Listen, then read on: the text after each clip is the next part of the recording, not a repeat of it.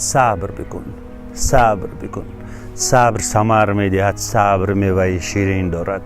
فکر کنم این حرف ها را بارها شنیده اید. صبر خوب است.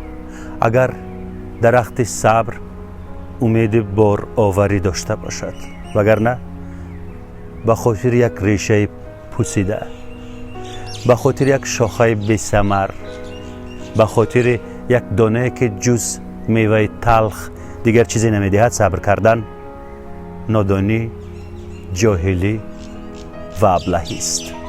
میدانید در پای صبر بیهوده سالها، روزها، لحظه ها و دقیقه ها میگذرند و وقتی رفته رو کسی به شما پس نمیگرداند، کیفرش را نیز کسی بردوش نمیگیرد.